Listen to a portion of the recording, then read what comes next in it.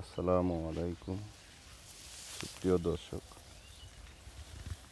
আমাদের প্রতি দৈনন্দিন জীবনে অনেক কিছু পরিলক্ষিত করা যায়।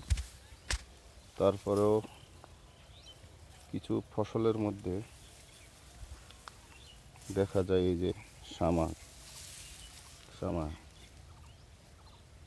অনেক সুন্দর সুন্দর হয়েছে, কিন্তু পাশে যে ধান আছে ধানে এত যত্ন, এত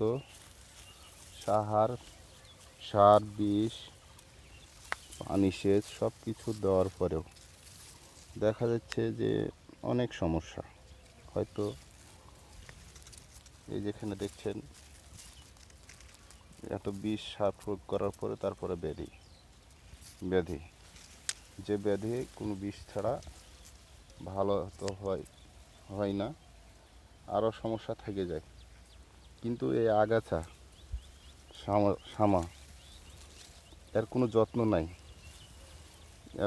নাই, তবুও দেখা যাচ্ছে যে ধানের চাইতে তার বাড়ন্ত অনেক বেশি, ধানের চাইতে সে অনেক বেড়ে গেছে। এটা কিন্তু আগাছার বাড়ন বেশি।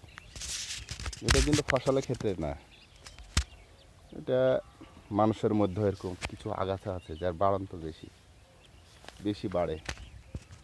এরকম এই আগাছা কি সুন্দর, তার কোনো ইয়ে নাই, রোগবালাই ব্যাধি কোনো কিছুই নাই।